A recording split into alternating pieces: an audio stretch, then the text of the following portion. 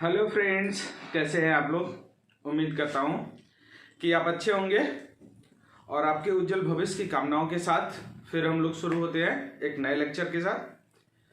तो जैसा आप लोगों को पता होगा कि अभी तक हम लोगों ने डेफिनेट इंटीग्रेशन कर लिया है। अब हम लोगों को डेफिनेट इंटीग्रेशन डिस्कस करना था। तो आइए देखते हैं कि डेफिनेट इंटीग्रेशन होता क्या है कि नहीं। बहुत इंपॉर्टेंट पॉइंट है, पार्ट है ये। फिजिक्स में मैंने बताया कि जब भी इंटीग्रेशन की बात आएगी तो कोई भी क्वेश्चन ऐसा नहीं है जो बिना डेफिनेट इंटीग्रेशन के हो जाए। तो definite integration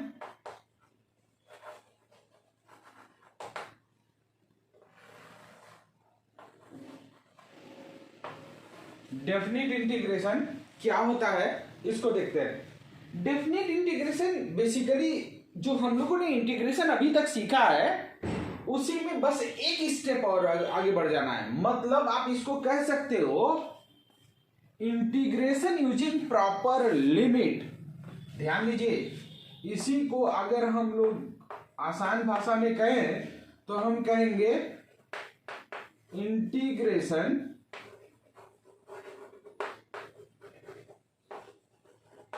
using proper limit. भाई ये शब्द आते ही इंटीग्रेशन यूजिंग प्रॉपर लिमिट, जो बच्चा मेडिकल के लिए प्रिपेयर करता है उसके लिए तो ये ऐसे ही होते हैं जैसे पड़ोसी ने अटैक कर दिया हो, है कि नहीं। तो आज हम लोग इसको देखेंगे कि इसकी है औकात कितनी, है कि नहीं। और ये विश्वास मानिए कि अगर आप थोड़ी देर मेरे साथ रहते हैं तो आज के बाद 2 साल तक ये प्रॉब्लम नहीं होगी। अगर आप 11th में हैं तो, और अगर आप पास आउट हैं या 12th में हैं तो आप उसी के अकॉर्डिंग समझ सकते हैं, है कि नहीं। तो चलिए होता क्या है अब हम लोग इसे देखते हैं। हमने कहा डेफिनेट इंटीग्रेशन को क्या बोलेंगे, इंटीग्रेशन यूजिंग प्रॉपर लिमिट। अब ये लिमिट क्या है यार, इन सबको देख लेते हैं। मान लीजिए, चलिए हमने कहा मान लीजिए हमारे पास एक फंक्शन है f(x) जिसका इंटीग्रेशन, मतलब ये इंटीग्रेशन कब होगा, जब इसके साथ इसका डेरिवेटिव dx मल्टीप्लाई हो और इंटीग्रेशन का साइन हो। इसको हम लोग जानते हैं कि ये भाई gx है कि नहीं। आप gx कहो या gx प्लस c कहो, इससे कोई फर्क पड़ने वाला नहीं है। तो इसी इंटीग्रेशन में अगर यहां नीचे कुछ लिख दिया जाए तो यही क्या कहलाता है, डेफिनेट इंटीग्रेशन। अब ये जो लिखा गया ये है क्या, इसको देख लेते हैं। भाई अभी इसको भूल जाओ कि हम ये जानते हैं, छोड़ो, है ना। अगर कहीं ये ऐसे मिल जाए इसका मतलब यही सिंबल है डेफिनेट इंटीग्रेशन का, ठीक है। ये क्या है, रिप्रेजेंटेशन ऑफ डेफिनेट इंटीग्रेशन।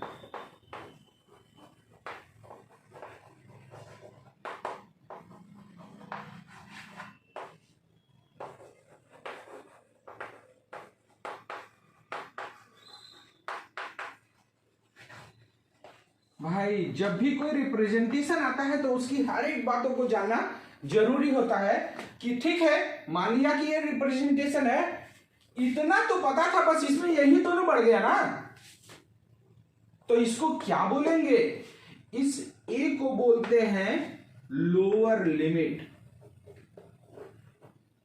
भाई ध्यान रखिएगा, फिजिक्स में ये ऐसे आसानी से लिखा हुआ नहीं मिलेगा, है ना। हमेशा यही लिखा हुआ मिलेगा और बाकी चीजें क्वेश्चन में दी गई होंगी, वहां से आपको कंक्लूड करना होगा कि यहां पर क्या आता है और यहां पर क्या लिखना है हमको, है कि नहीं। तो ये सीखना होगा। अब ये लोअर लिमिट क्या होता है भाई, लोअर लिमिट का मतलब कुछ नहीं यार, पहले ये देखो कि यहां वेरिएबल कौन है। तो वेरिएबल हमने पहचाना बताया भाई, इस डी के साथ में जो होता है वही तो वेरिएबल होता है यार। इसका मतलब ये x क्या है हमारा, वेरिएबल। तो ये वेरिएबल की जो मिनिमम वैल्यू होती है उसी को हम क्या बोलते हैं, लोअर लिमिट। इसका मतलब ये क्या है, मिनिमम वैल्यू ऑफ वेरिएबल।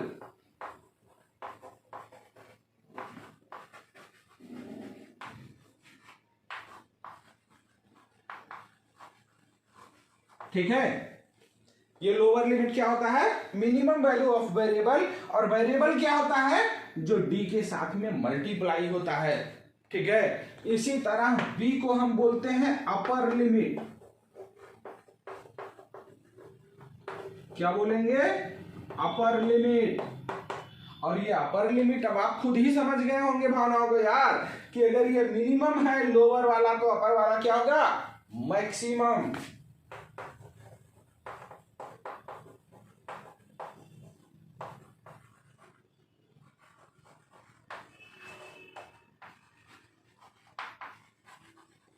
है ना। तो ये लोअर लिमिट क्या होता है, अपर लिमिट क्या होता है, रिप्रेजेंटेशन क्या होता है डेफिनेट इंटीग्रेशन का, ये हम लोगों ने सीख लिया। अब आइए हम लोग देखते हैं कि इसको कैलकुलेट कैसे करेंगे, है कि नहीं। तो आइए देख लेते हैं भाई, चलिए। और मैं बता दूं कि मैंने क्या बोला कि पूरी फिजिक्स में हर इंटीग्रेशन डेफिनेट इंटीग्रेशन ही होगा, तो कम से कम ये नहीं भूल सकते। अब क्या करना है, ध्यान दीजिए, हमने कहा इफ वी नो दैट क्या integration of F X D X equal to G X plus C, है ना। अगर हम लोग ये जानते हैं, ठीक है, अरे भाई ये इनडेफिनिट इंटीग्रेशन है और बहुत ढेर सारी इंटीग्रेशन सीख चुके हैं हम लोग, then definite integration of F X D X from A to B, कुछ नहीं करना यार, बस ये जो इधर आ रहा था इसी को डिब्बे में बंद करो, मतलब ब्रैकेट लगाओ और एक बार लिख दो ऊपर बी और एक बार नीचे लिख दो ए। ठीक, मतलब ये जो हम लोग जानते थे, यहां जब लिमिट आ जाएगा तो कुछ नहीं करना, बस उसी को ब्रैकेट में रख के ऊपर नीचे लिमिट लगा देना है। और उसके बाद का स्टेप क्या है, यही इंपॉर्टेंट है भाई। ये किसकी वैल्यूज हैं, वेरिएबल्स के। तो इसका मतलब वो वेरिएबल जहां जहां दिखेगा एक बार अपर लिमिट पुट कर दो। वेरिएबल क्या था, एक्स था ना, तो एक्स इसमें जहां जहां दिखेगा वहां एक बार अपर लिमिट पुट कर देना है। तो पुट कर दिया भाई, एक्स यहां ही दिख रहा है ना, तो हम लिखेंगे ये क्या हो गया, जी बी प्लस सी, एक ब्रैकेट में। फिर क्या करना है, माइनस साइन लगाना है। फिर जहां जहां ये एक्स दिख रहा है वहां पर ये लोअर लिमिट पुट कर देना है, जी ए प्लस सी। इसको जरा ओपन कीजिए, क्या आएगा, जी बी प्लस सी माइनस जी ए माइनस सी, ये सी सी कैंसिल हो गया, ये आ गया जी बी माइनस जी ए, ये सी गायब हो गया भाई। और यही तो मैंने बोला था कि यार बिल्कुल टेंशन मत लीजिए, फिजिक्स में उस सी की जरूरत नहीं है। तो ये हो गया definite integration of A to B. और ये होता क्या है, कैसे आता है, ये आप सीख चुके हैं। ठीक है, अभी हम लोग देखेंगे कि इसका फिजिकल सिग्निफिकेंस क्या है, लेकिन आइए एक क्वेश्चन कर लेते हैं तो ज्यादा कॉन्फिडेंस बिल्डअप होता है ना। चलिए पहले क्वेश्चन करते हैं। तो ये क्लियर हो गया ना, उम्मीद करता हूं कि क्लियर हो गया होगा, नहीं तो एक बार फिर से वीडियो को रिवाइंड कीजिए, है ना। चलिए, हमने कहा कैलकुलेट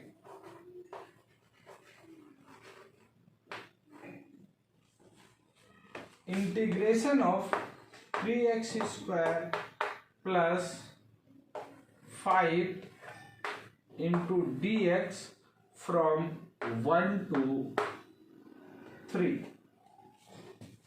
है ना। अब ये है ना डेफिनेट इंटीग्रेशन, अरे भाई लिमिट भी रखा है, मतलब हो गया डेफिनेट इंटीग्रेशन। आप पहले लिमिट को भूल जाइए, आप क्या कीजिए, लिमिट भूल जाएंगे और इसको इंटीग्रेट करेंगे।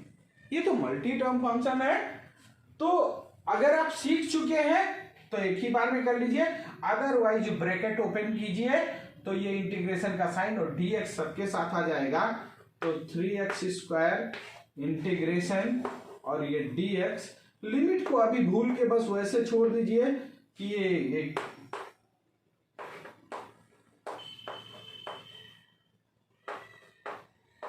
कोई दिक्कत नहीं।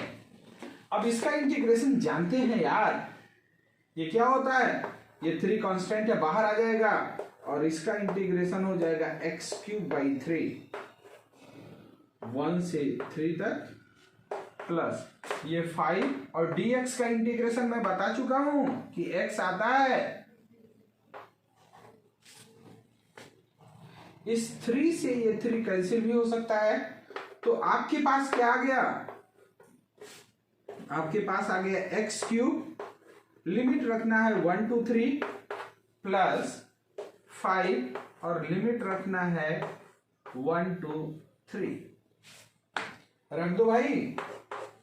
ये क्या होगा, x की जगह आप 3 पुट करोगे, तो हमने कहा एक बार x जहां जहां दिखे वहां 3 पुट कर दीजिए, तो 3 का क्यूब माइनस साइन लगाएंगे, एक बार लोअर लिमिट पुट कर दीजिए 1 का क्यूब प्लस इसमें भी 5, एक बार 3 -1,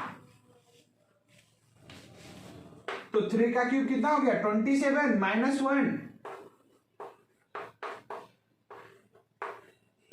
प्लस 5 × 2 है कि नहीं, ये कितना हो गया 26 प्लस 10, आंसर आ गया 36। अगर किसी को डाउट है तो बताइए, कुछ नहीं किया यार। अब जरा ध्यान दीजिएगा, इसी इंटीग्रेशन को अगर आप डेफिनेट इंटीग्रेशन में प्रैक्टिस कर चुके हैं तो डायरेक्टली हम लोग लिख सकते थे 3x³/3 प्लस 5x और लिमिट सबका बाहर ही रखते 1 और 3, तो ये हो गया कैंसिल। अब एक बार हम लोग पुट करते क्या 3, तो 3 का क्यूब प्लस 5 × 3 एक ब्रैकेट में माइनस 1 का क्यूब प्लस 5 × 1, ये कितना हो गया भाई 27 प्लस 15 माइनस 1 प्लस 5, तो ये कितना आ जाएगा, ये भी तो आ जाएगा 27 प्लस 15, ये कितना हो गया 42 और -6, तो ये भी तो 36 ही आया। मतलब आप पूरे को एक साथ इंटीग्रेट कर लीजिए तब ये लिमिट पुट कीजिए, या इंडिविजुअली ऐसे तोड़ के पुट कीजिए, आंसर सेम आएगा, इसमें कोई कंफ्यूजन नहीं होना चाहिए, है ना। तो कोई दिक्कत यहां तक, उम्मीद करता है कि नहीं होगी ऐसी कोई दिक्कत। लेकिन यार ये मजा नहीं आया मुझे, क्यों, क्योंकि ये तो मैथ की भाषा है यार, आपको इक्वेशन बना बनाया दे दे, ठीक है, ये तो मैथ हो गया, है कि नहीं। तो अब हम लोग थोड़ा सा फिजिक्स की तरफ बढ़ते हैं, क्योंकि मैंने आपको बताया है कि ये आपको लिमिट वगैरह क्वेश्चन में इक्वेशन बना के नहीं दिया रहेगा, ठीक है, आपको खुद ही इक्वेशन बनाना होता है, खुद ही लिमिट डिसाइड करना होता है। ऐसा नहीं है कि वो लिमिट डिसाइड करके दे दे और आप बस सिंप्लीफाई कर दीजिए, है कि नहीं। तो एक छोटा सा क्वेश्चन करते हैं काइनेमेटिक्स का, है ना। चलो, हमने कहा if velocity of the particle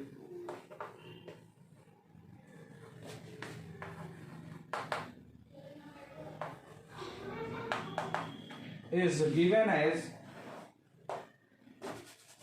particle moving along x axis लिख लेते हैं,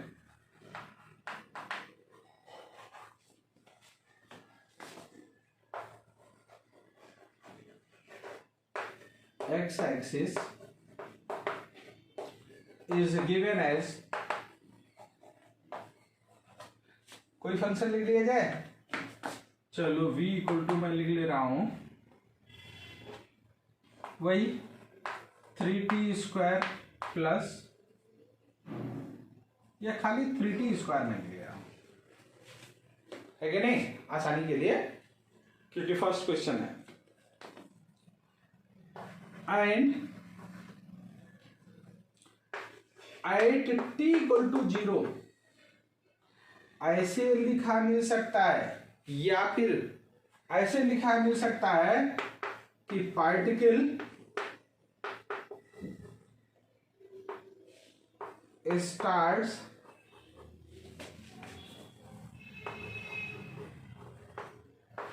from x equal to 5।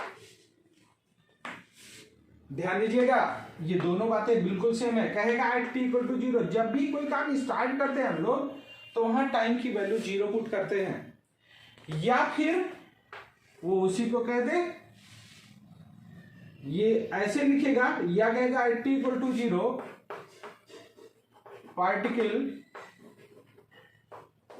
Is at या was at x equal to 5। ये दोनों बातें एक ही हैं यार,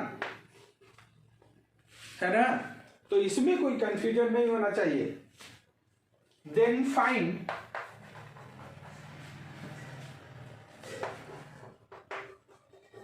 पोजीशन ऑफ द पार्टिकल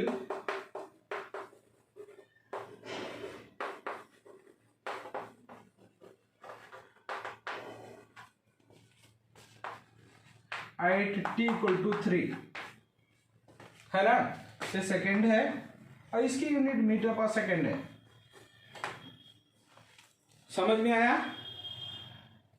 कह रहा है velocity of the particle moving along the X axis is given as v equal to 3t² metre per second, and at t equal to 0 particle was at x equal to 5, या फिर इसी को दूसरे शब्दों में कहेगा particle starts from x equal to 5। Then find position of the particle at t equal to 3 second.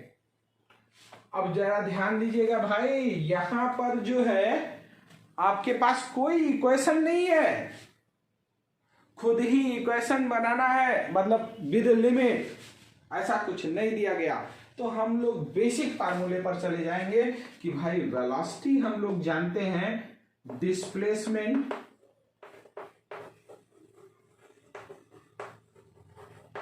Upon time, मतलब delta x upon delta T. इसी को हम dx बाई dt भी लिखते हैं अगर इंस्टेंटेनियस वेलोसिटी की बात की जाए। अगर काइनेमेटिक्स में ये बातें नहीं पता है तो अभी थोड़ी देर के लिए इसको मान लीजिए कि चलिए वेलोसिटी ऐसे लिखा जाता है, क्योंकि ये बातें भी काइनेमेटिक्स में क्लियर हो जाएंगी।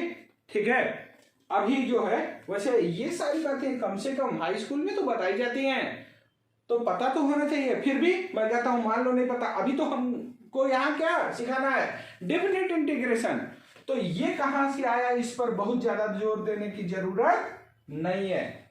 इसका मतलब क्या हुआ यार, यहां पर हमसे पूछ क्या रहा है वो, अरे भाई यहां पर हमसे x ही ना पूछ रहा है। पोजीशन का मतलब कोई भी पार्टिकल अगर along the x axis move करेगा तो t इक्वल टू 3 पर x की वैल्यू कितनी है यही ना जानना चाह रहा है वो। मतलब हमको x कैलकुलेट करना है, v दिया हुआ है। तो क्वेश्चन अगर किसी से, ध्यान दीजिए बहुत इंपॉर्टेंट पॉइंट मैं बोलने जा रहा हूं, फिजिक्स में अगर आपको प्रॉब्लम होती है तो वो केवल और केवल 3 बातें हैं। वो कौन कौन सी बातें? या तो आपको बेसिक मैथमेटिक्स नहीं आता, या तो वेक्टर नहीं आता, और या फिर आप ये बात भूल जाते हैं कि न्यूमेरिकल सॉल्व करने में सबसे पहले हमको ढूंढना क्या चाहिए कि भाई क्या क्या चीजें दी गई हैं, क्या पता करना है, और वो कौन सा इक्वेशन है जो नोन और अननोन को रिलेट करता है। अगर उसे ढूंढ ले गए, और ये 3 बातें केवल पता है, गारंटी मेरी है फिजिक्स को सिखा दूंगा मैं, ठीक है।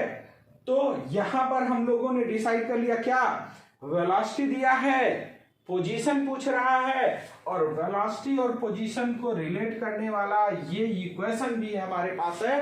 तो चलिए शुरू हो जाते हैं। भाई हमने कहा कि मैं इसे मिटा दूं, चलिए अभी थोड़ा देर के लिए इतना। हमने कहा कि हम जानते हैं कि v इक्वल टू क्या होता है, dx बाई dt। अरे भाई dx दिख गया हमको, x पता करना है हमको। देखते ही आपको खुशी की लहर नहीं दौड़ जानी चाहिए अगर आप बेसिक मैथमेटिक्स सीख चुके हैं कि अरे भाई dx को अगर इंटीग्रेट कर दे तो x मिल जाता है हमें, है कि नहीं। सीख चुके हैं इतना बेसिक मैथमेटिक्स, मतलब क्वेश्चन कहीं ना कहीं भाग गया इंटीग्रेशन के पास। इंटीग्रेशन के लिए जरूरी क्या होता है भाई, अगर आपके पास fx है, x का फंक्शन है, तो इसे इंटीग्रेट कब करने की औकात है हमारी, जब इसके साथ डेरिवेटिव dx हो, इंटीग्रेशन का साइन हो, तभी कर पाते हैं हम। मैं सब्स्टिट्यूशन में बहुत अच्छे से बता चुका हूं। इसका मतलब ये वेलोसिटी है और इसकी वैल्यू उसने दे रखा है 3t², और ये है dx बाई dt। टाइम का फंक्शन इधर है, dt इधर है, मजा नहीं आएगा, नहीं कर पाएंगे इंटीग्रेशन। तो हम क्या लिखेंगे कि ये dx इक्वल टू क्या हो गया, 3t² dt। यहां तक कोई दिक्कत। अब हम क्या करेंगे भाई, जो फंक्शन था उसके साथ dt मिल गया, इधर कोई फंक्शन x का है नहीं, तो dx अकेला भी इंटीग्रेट हो सकता है। इंटीग्रेट कर दो,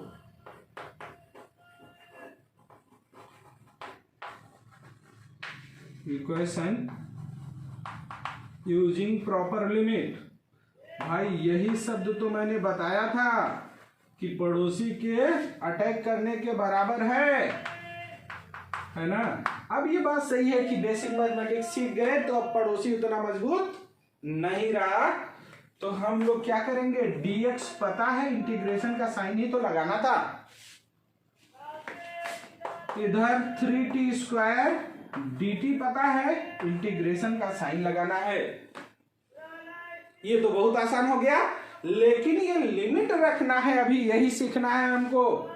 क्या होगा, उसने कहा तो है भाई कि t की वैल्यू जब 0 है तब x की वैल्यू 5 है। यहां का वेरिएबल t है, तो यहां t की सबसे कम वैल्यू जब है तो x की वैल्यू कितनी थी, 5, है कि नहीं। यहां क्यों रखा ये हमने, बच्चे यही मिस्टेक करते हैं। जब यहां t की वैल्यू 0 है, वही ना इनिशियल है, तो उसी समय में इसकी वैल्यू कितनी है वो भी रखना है। अब जब यहां t हो गया और t की वैल्यू 3 सेकंड हो गया, तब यहां x की वैल्यू कितना है यही कैलकुलेट करना है मुझे। तो चलिए dx का इंटीग्रेशन क्या हो गया भाई, x, एक बार x रखना है, एक बार 5, और यहां 3t² का हो गया t³, अरे भाई 3 और t³ बाई 3, ये 3 कट गया तो t³ हो गया, और इसका लिमिट रख देना है 0 to 3, है कि नहीं। अब मिटा दिया जाए, ये हो गया x -5, एक बार अपर लिमिट और एक बार लोअर लिमिट, बीच में माइनस साइन, इक्वल टू 3 का क्यूब। 3 का क्यूब मतलब 27, तो x इक्वल टू क्या आ गया, 27 + 5, कितना होता है भाई, 32। समझ में आया ना यार, ये लिमिट्स पुट करना, ठीक है, बिल्कुल आसान होता है। यही सीखना है। इसके बाद, इससे पहले जो हम लोगों ने देखा वो पार्ट काइनेमेटिक्स का है, आज का पार्ट तो यही सिखाना था मोटो हमारा। ठीक है, तो इस तरीके से क्वेश्चन सॉल्व किया जा सकता है। ऐसे ढेर सारे क्वेश्चन मिलेंगे पूरी फिजिक्स में, कोई ऐसा चैप्टर नहीं है जहां हम लोग इंटीग्रेट नहीं करेंगे यार। बस ये पता होना चाहिए कि इंटीग्रेशन कब करना है, जब भी कोई कंटिन्यूअस वेरिएशन आ जाए। यहाँ वेलोसिटी लगातार बदल रहा था भाई, टी की वैल्यू 0 रखो वेलोसिटी 0 है, टी की वैल्यू 1 रखो वेलोसिटी 3 है, टी की वैल्यू 2 रखोगे वेलोसिटी 12 है। वेलोसिटी लगातार बदल रहा है, हर टी पर उसकी वैल्यू बदल जा रही है। कंटिन्यूअस वेरिएशन का क्वेश्चन था, बिना इंटीग्रेशन के सॉल्व होने वाला नहीं था ये, है ना। अब कुछ स्टैंडर्ड रिजल्ट होते हैं जो सॉल्व हो सकते हैं, लेकिन उसके लिए भी मैं तो कभी प्रेफर नहीं करता कि आप उससे करें। हमने कहा कि हर क्वेश्चन का एक ही सॉल्यूशन होना चाहिए, एक ही मेथड होना चाहिए, जिससे आप हर क्वेश्चन को अटेम्प्ट कर सकें, है कि नहीं। अब एक और क्वेश्चन लिखा जाए, क्यों। चलिए आप जो है वीडियो को पॉज करेंगे, क्वेश्चन देखेंगे और सॉल्व करेंगे, फिर मेरे से मैच कराएंगे। क्योंकि मैंने आपको बोल रखा है भाई कि मेरे साथ फिजिक्स पढ़ने का मतलब कि बिना कॉपी और पेन के आप नहीं बैठेंगे, है कि नहीं। आइए देखते हैं क्या किया जाए। चलो इसी काइनेमेटिक्स का एक पार्ट और ले लेता हूं। If a particle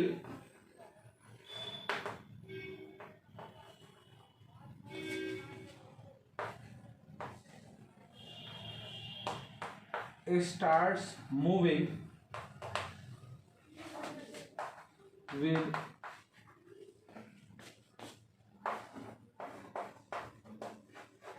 speed u, है ना, unit metre per second,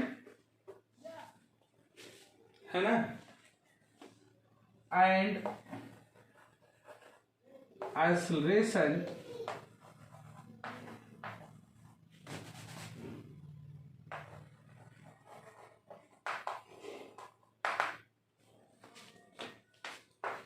A equal to alpha T, where alpha is a constant, है ना। अल्फा क्या है, कांस्टेंट, और ये यूनिट क्या है, एक्सेलरेशन का जानते हैं यार आप, metre per second square. Then find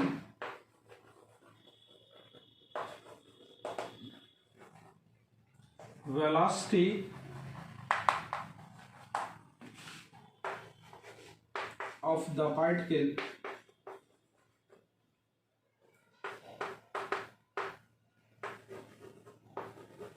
at any instant p, है ना। वीडियो को पॉज कीजिए और आप शुरू हो जाइए, क्योंकि मुझे पता है कि यहाँ एक छोटी सी मिस्टेक हो सकती है, तो मैं ये देखना चाहता हूं कि कहीं वो मिस्टेक आप तो नहीं कर रहे हो, है कि नहीं। चलिए मैं सॉल्व करता हूं। अच्छा एक चीज मैं हिंट दे देता हूं कि अगर एक्सेलरेशन को आपको नहीं पता तो मैं बता देता हूं कि एक्सेलरेशन को dv/dt लिखा जा सकता है अगर आप 11th के स्टूडेंट हैं, अदरवाइज ये आपको पता होना चाहिए, ठीक है।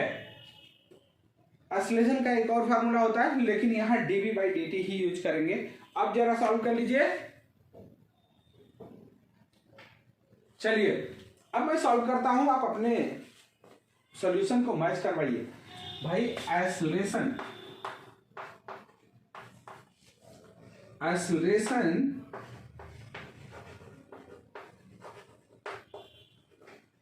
A इक्वल टू dv/dt होता है कि नहीं। अरे भाई क्वेश्चन में जरा ध्यान दीजिएगा, पता क्या करना है, v, और अगर हमको dv दिख गया मतलब बेसिक मैथमेटिक्स सीखने के बाद आप खुश हो जाना चाहिए कि भाई इंटीग्रेट कर देंगे तो v मिल जाएगा, तो हम लोग क्या लिखेंगे, dv equal to A D T, और ए की वैल्यू दे रखा है उसने अल्फा टी, इसका मतलब dv equal to alpha T T. ये क्यों किया हमने, क्योंकि ये ए जो है टाइम का फंक्शन था, तो इसको इंटीग्रेट आप तभी कर पाओगे जब इसके साथ dt हो, इंटीग्रेट कर दो।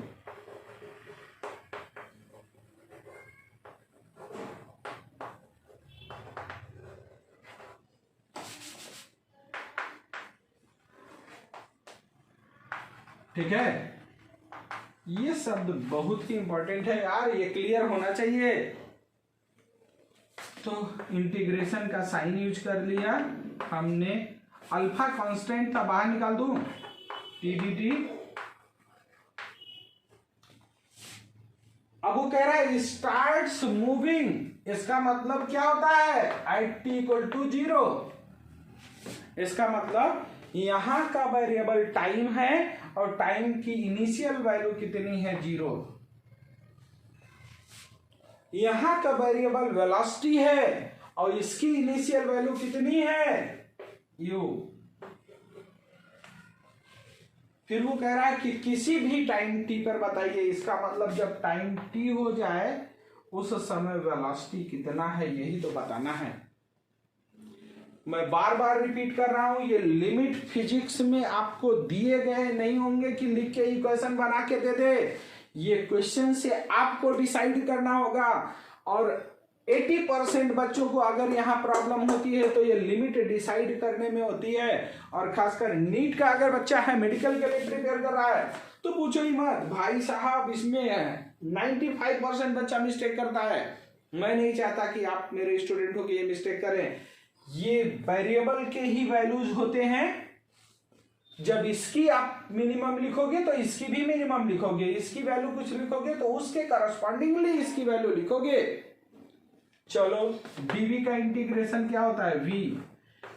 एक बार अपर लिमिट v पुट करना है, एक बार लोअर लिमिट u पुट करना है, अल्फा, और ये क्या हो गया, t²/2, ये 0 से t है कि नहीं। एक बार upper limit v minus u equal to alpha, और ये क्या हो जाएगा, 2 अगर बाहर ले लो तो एक बार t² माइनस 0², है ना। ये क्या हो गया, v minus u equal to α/2t², या v equal to u plus α/t²/2।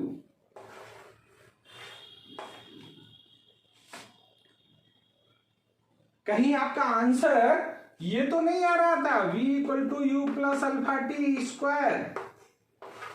भाई ऑनेस्टली बता रहा हूं कि इसमें कई लोगों को, जिसके बेसिकली जो बोर्ड प्रिपेयर कर रहा होगा और जो नीट, कई लोगों के आंसर ये आ रहे होंगे और ऑप्शन में ये दिया रहता है।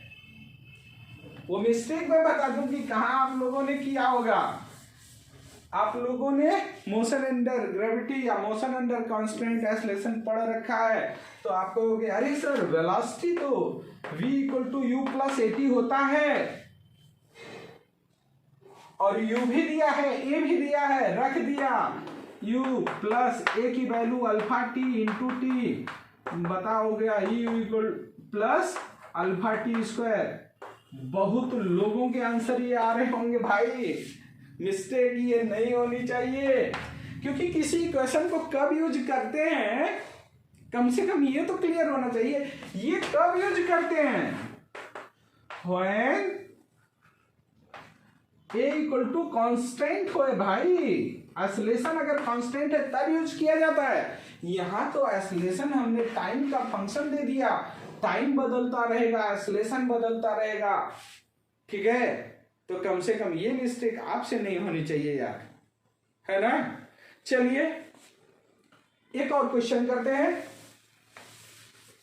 मजा आ रहा है ना पढ़ने में। अरे भाई ये फिजिक्स बहुत ही फील करने वाला सब्जेक्ट है, और ऑनेस्टली मैं आपको हर चैप्टर को फील करवाऊंगा तो समझ में आएगा, है ना। और ये मेरी ड्यूटी है, मेरी गारंटी भी कि जरूर आपको समझ में आएगा। चलिए अब एक थोड़ा सा और अच्छा क्वेश्चन करते हैं, ठीक है। मान लीजिए कह रहा है if a force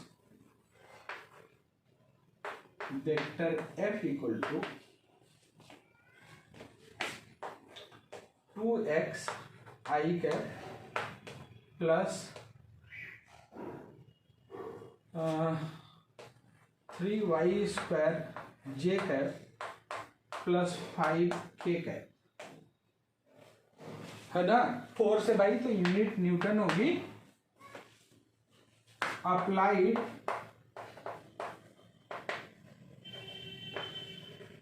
on an object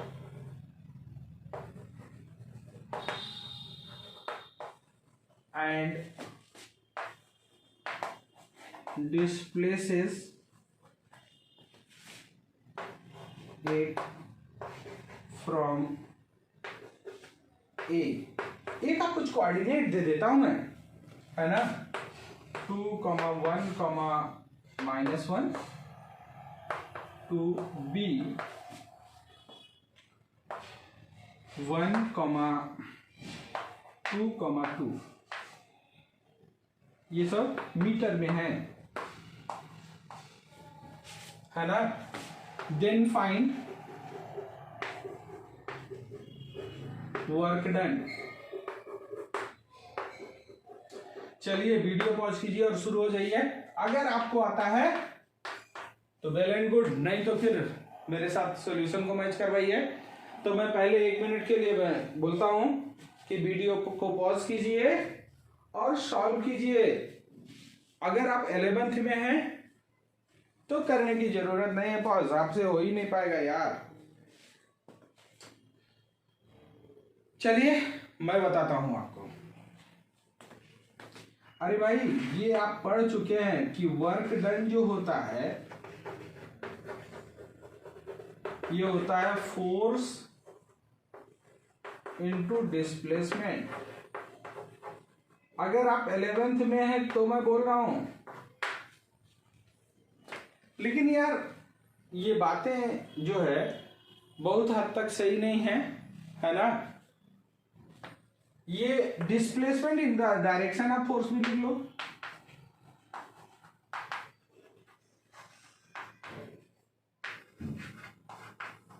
देखो मेरा मोटो ये क्वेश्चन करवाना नहीं है, मेरा मोटो है यहां आपको लिमिट क्लियर करवाना, ठीक है। तो ये क्वेश्चन आपको आगे जब हम लोग वर्क पावर एनर्जी पढ़ रहे होंगे तो मिलेगा, लेकिन यहां मैं लिमिट को क्लियर करवाने के लिए क्वेश्चन कर रहा हूं। तो इसके पीछे कॉन्सेप्ट क्या है मैं इसे एक्सप्लेन कर रहा हूं। ये वर्क डन जब भी फाइंड करना होता है तो सबसे पहले हम लोगों को चेक करना होता है कि फोर्स हमारा कांस्टेंट है या फोर्स हमारा वेरिएबल है। तो यहां फोर्स में देखा भाई एक्स है, तो जब भी धक्का दोगे ऑब्जेक्ट मूव होगा तभी वर्क डन होता है।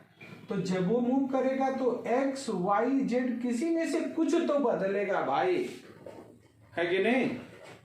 और अगर ये एक्स वाई जेड कुछ भी बदला तो ये फोर्स बदल जाएगा, ठीक।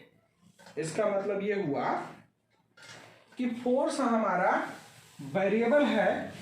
तो वर्क डन निकालने का तरीका होता है, एक छोटा सा वर्क डन लेते हैं एक स्मॉल डिस्प्लेसमेंट में और ये हो जाता है F डॉट डी आर।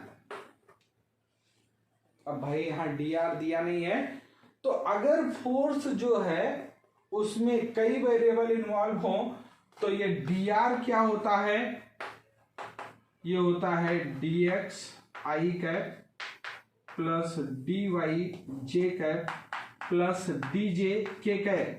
ध्यान दीजिए, अगर आपको पता है तो ठीक है, नहीं पता है तो ये कॉन्सेप्ट क्लियर करवाना नहीं है हमारा मोटो है। हमारा मोटो लिमिट क्लियर करवाना है। तो इसे आप मान लीजिए कि ये कहां से आता है ये सब मैं बताऊंगा। तो इसको जब हम लोग डॉट प्रोडक्ट करते हैं इसके साथ एफ के साथ, तो आई वाले को आई से मल्टीप्लाई, जे वाले को जे से मल्टीप्लाई और के वाले को के से मल्टीप्लाई करते हैं, तो यहां पर आई के साथ 2x है, यहां आई के साथ dx है, तो ये आ जाता है 2x dx plus 3y² dy plus 5dz। ये dw की वैल्यू, सॉरी ये dw की वैल्यू है, ये dw आता है। और dw अगर दिख जाए इसका मतलब क्या हुआ कि फिर बेसिक मैथमेटिक्स सीख चुके, इंटीग्रेट करेंगे w आ जाएगा यार, है कि नहीं। तो w की वैल्यू हमको मिलेगी इंटीग्रेशन ऑफ dw से, और इंटीग्रेशन ऑफ dw सबके सामने इंटीग्रेशन का साइन ही तो लगाना है। अब यहां तक अगर चीजें आपको समझ में आई है देन वेल एंड गुड, नहीं आई है तो अभी भूल जाइए। अब हमको लिमिट सिखाने की जरूरत थी, मैं बेसिकली यहां पर वही हूं। चलो, पार्टिकल मूव कहां से कर रहा है भाई, मान लो ये पॉइंट है ए, ये पॉइंट है बी, और ए का कोऑर्डिनेट है 2, 1, -1, बी का कोऑर्डिनेट है 1, 2, 2। अरे भाई कोऑर्डिनेट लिखते हैं तो पहला किसकी वैल्यू होती है, एक्स की वैल्यू, दूसरा वाई की वैल्यू, तीसरा जेड की वैल्यू, ये तो पता है ना। यहां पर वेरिएबल क्या है, एक्स, इसका मतलब यहां इनिशियल वैल्यू कितनी होगी भाई, जब ए पर था तो एक्स की वैल्यू तो 2 था, जब वो मूव कर गया तो एक्स की वैल्यू कितनी हो गई, 1 हो गई, है ना। यहां कितना था, यहां वेरिएबल क्या है, y,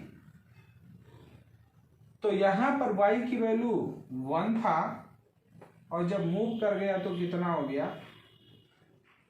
यहां z वेरिएबल है, तो ये पर जब था तो y की वैल्यू कितनी थी, -1, और z की वैल्यू b पर पहुंचा तो 2 हो गया।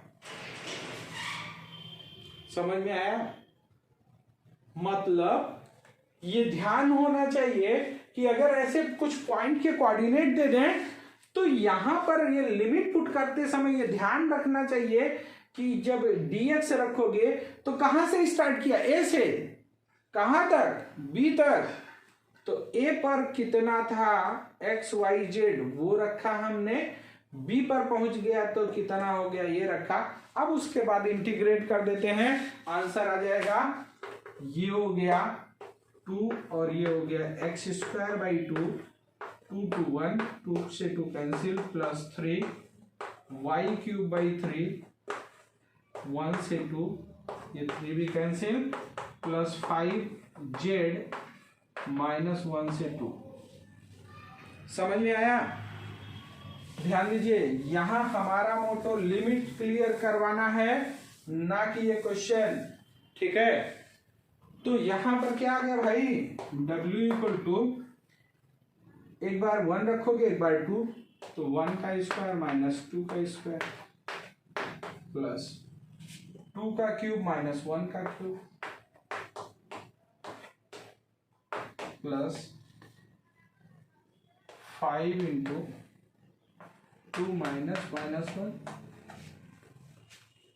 ये कितना हो जाएगा, -3, 1 -4 -3 प्लस 8 -1 7 प्लस 5 इंटू 2 -1 3, तो ये हो गया -3 प्लस 7 और प्लस 15, है कि नहीं।